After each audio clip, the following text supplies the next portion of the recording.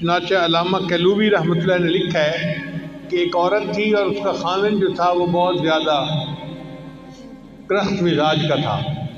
وہ موقع ڈھونڈتا تھا کہ میں کسی طرح اپنی بیوی کو ذلیل و رسوا کروں، پریشان کروں، ڈانٹ ڈپٹ کروں، مار پیٹ کروں۔ ایک مرتبہ اس کے پاس کچھ پیسے تھے، اس نے وہ تھیلی اپنی بیوی کو پکڑا دی اور کہا کہ ان کو محفوظ رکھ دینا۔ اس عورت کی عادت تھی کہ جو کام کرتی تھی وہ بسم اللہ پڑھ کے کرتی تھی، ہر کام سے پہلے بسم اللہ پڑھتی تھی۔ چنانچہ اس نے بسم اللہ پڑھا اور الماری کے اندر وہ تھیلی رکھ دی۔ اب بیچاری کو کیا پتا تھا کہ میرے خاوند کی نیت کیا ہے۔ خاوند نے جب دیکھا کہ عورت دوسرے کمرے میں ہے، اس نے وہ تھیلی اٹھائی اور اس کے جو پیسے تھے، وہ کوئن تھے، اس نے وہ ایک کنواں تھا گھر کے اندر، اس کنویں کے اندر پھینک دیے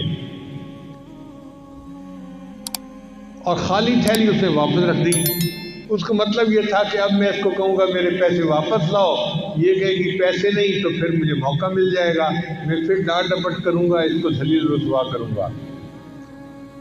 عورت بیچاری کو کیا پتا تھا۔ اب 2-3 دن کے بعد خاوند نے اس کو بلایا اور کہا دیکھو میں نے تمہیں جو پیسے دیے تھے نا، مجھے ضرورت ہے، پیسے واپس لاؤ۔ چنانچہ وہ عورت گئی، اس نے جا کے بسم اللہ پڑھ کے الماری کا دروازہ کھولا۔ کہتے ہیں کہ جب اس نے الماری کا دروازہ کھولا، اللہ تعالیٰ نے جبریل علیہ السلام کو حکم دیا کہ میری اس بندی نے بسم اللہ پڑھا ہے، آپ جائیں اور کنویں سے وہ سارے پیسے نکال کے اس کی تھیلی میں واپس کر دیں۔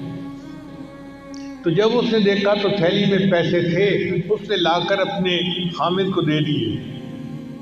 اس واقعے کے بعد خاوند جو اس کے ساتھ بغض رکھتا تھا وہ ختم ہو گیا، بلکہ خاوند جو تھا وہ نیکی کی زندگی اختیار کر گیا۔ اللہ تعالیٰ نے بسم اللہ کی برکت سے اس کو خاوند کی پریشانی سے بھی محفوظ فرما لیا۔